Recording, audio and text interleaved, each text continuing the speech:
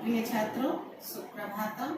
आज मैं संगीता यादव फिर से आपके सामने उपस्थित हुई हूँ धीमहि बुक का चैप्टर नंबर 6 चिंतनम को लेकर के।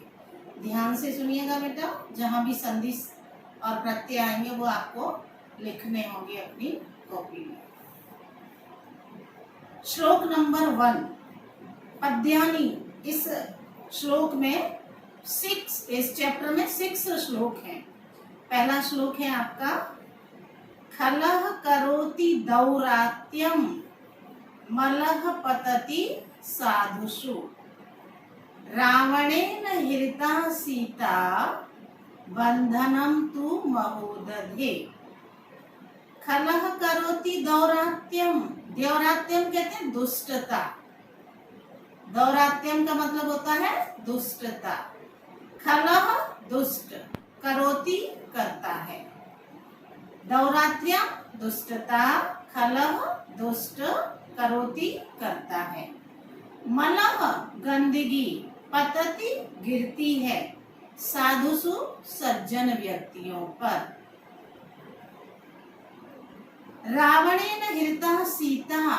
सीता रावणेन हृता।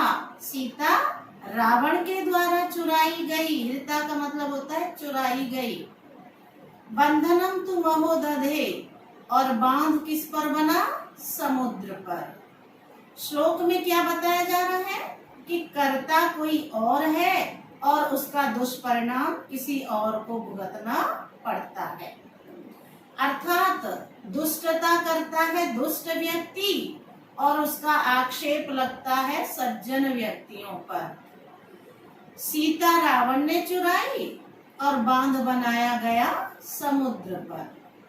तो देखिए एक बार फिर से, खलह करोति दौरात्यम। दौरात्यम दुष्टतः, दुष्टता दुष्ट करता है। दुष्टता कौन करता है? खलह करोति दुष्ट करता है। और मलह साधुषु पतति, गंदगी दुष्परिणाम साधुओं को भुगतना पड़ता है, सज्जन व्यक्तियों को भुगतना पड़ता है। सीता रावणेन हृता। सीता रावण के द्वारा चुराई गई। और बंधनम तु महोदधे, महा और उदधे। महोदधे का संधि विच्छेद लिख लो, महा और उदधे। बंधनम तो महोदधे, बांध किस पर बनाया गया? समुद्र पर बनाया गया। तो ये था आपका श्लोक नंबर 1। श्लोक नंबर 2 देखिए बेटा। सर्वान विघ्नान पराजित्य। सर्वान सभी, विघ्नान विघ्नों को, पराजित्य जीत कर, गंतव्यम गंतव्य को, या जो प्रतिष्ठिते पहुंचता है। सर्वान विघ्नान पराजित्य, सभी विघ्नों को, सर्वान सभी, विघ्नान विघ्नों को, पराजित्य जीत कर, गंतव्यम लक्ष्य को, यह जो प्रतिष्ठिते प्राप्त करता है या जो लक्ष्य तक पहुंचता है। गंतव्यः स्वयमेव ही। लक्ष्य, यहाँ पर गंतव्य का मतलब होता है यहाँ पर लक्ष्य। वैसे गंतव्य का मतलब होता है जाने योग्य स्थान। जिस स्थान पर हमें जाना चाहिए वो हमारा गंतव्य होता है। और यहाँ गंतव्य का मतलब लक्ष्य से लिया जा रहा है। स्वयमेव ही गंतव्य, लक्ष्य खुद ही, सोत्कंठम उत्सुकता से, उत्साह पूर्वक, तम प्रतीक्षते उसकी प्रतीक्षा करता है। सर्वान विघ्नान पराजित्य। सर्वान विघ्नान पराजित्य, सभी बाधाओं को जीत करके, या गंतव्यम प्रतिष्ठिते, जो गंतव्य तक पहुंचता है। स्वयमेव ही गंतव्य। सोत्कंठम का मतलब है स उत्कंठम। सोत्कंठम का स अलग करो और उत्कंठम अलग करो। सोत्कंठम उत्सुकता से, तम प्रतीक्षते उसकी प्रतीक्षा करता है। सभी बाधाओं को जीत करके जो गंतव्य पर पहुंचता है, लक्ष्य को प्राप्त करता है, लक्ष्य खुद ही उत्साह पूर्वक उसकी प्रतीक्षा करता है। ये था श्लोक नंबर 2। श्लोक नंबर 3 देखेंगे। गुणा गुणम, गुण अगुणम। गुण को अलग करो और अगुणम को अलग करो, संधि विच्छेद हो गई आपकी। गुण प्लस अगुणम। परि उपसर्ग ज्ञा धातु ल्यप प्रत्यय। परिज्ञाय में क्या है? परि उपसर्ग है, ज्ञा धातु है और ल्यप प्रत्यय है। गुणागुणम परिज्ञाय, गुण और अवगुण को जानकर। वाचम यो निश्चितम वदेत। यो जो, निश्चितम निश्चित, वाचम वाणी को, वदेत बोले। गुणागुणम परिज्ञाय, गुण और अवगुण को जान करके या फिर लाभ और हानि को जान करके। यो निश्चितम वाचम वदेत, जो निश्चित वाणी को बोले। तस्य स्थिर बुद्धे साधो हो, सुखम शांति ही सदा स्थिरे। तस्य स्थिर बुद्धे साधो हो, उस स्थिर बुद्धि सज्जन व्यक्ति की सुख शांति, सुखम शांति, सुख और शांति सदा स्थिरे, सदा स्थिर रहती है।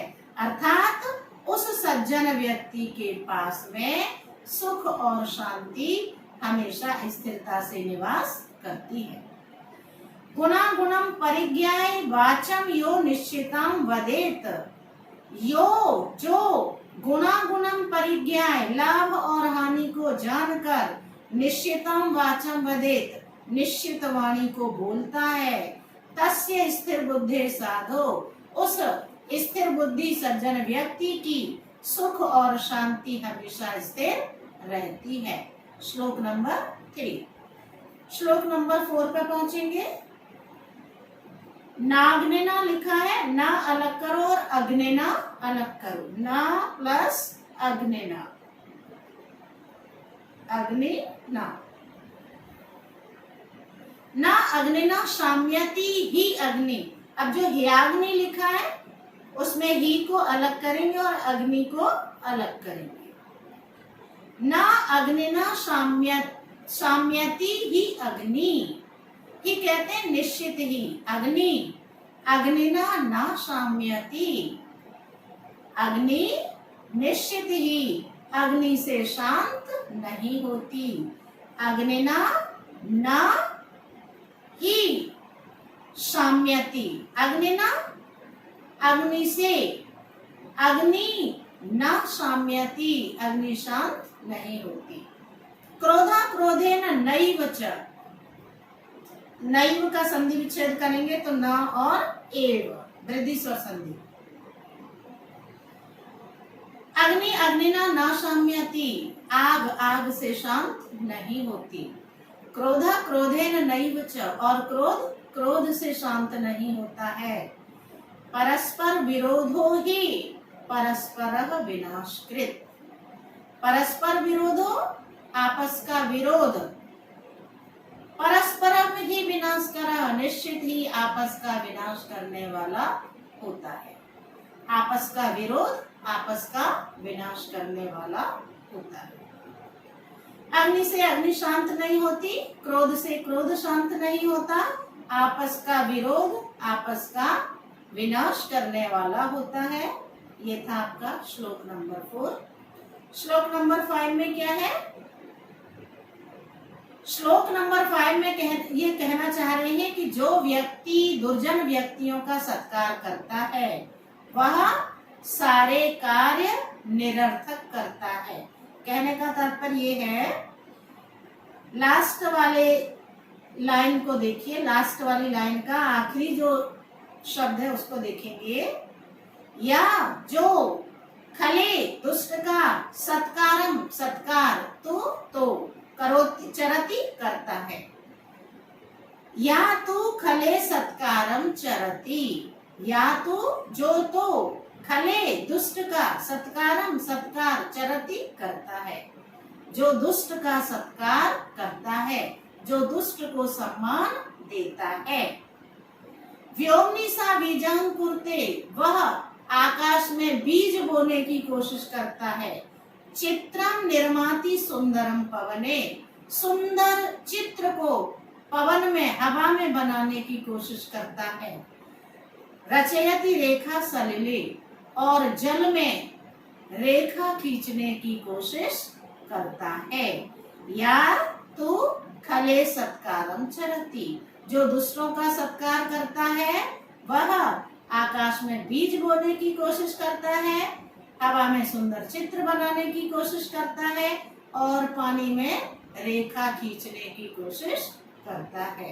अर्थात वह सारे कार्य निरर्थक करता है जिनका कोई मीनिंग नहीं होता।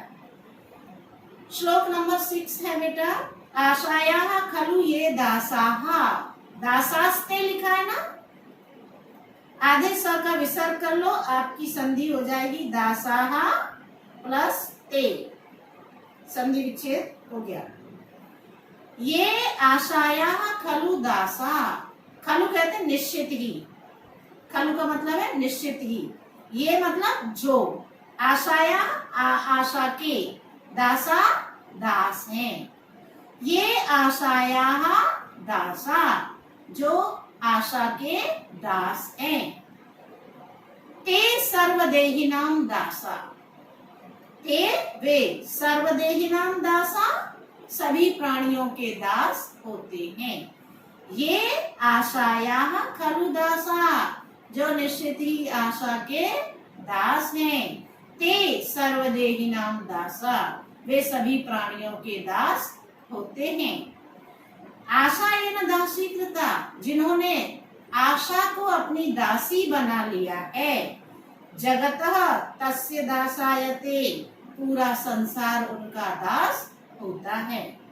आशायाः खलु ये दासा ते दासा सर्वदेहिनां, ये खलु आशायाः दासा, जो निश्चित ही आशा के दास हैं।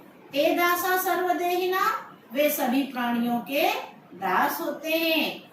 येन आशा दासीकृता, जिनके द्वारा आशा को दासी कर लिया गया है।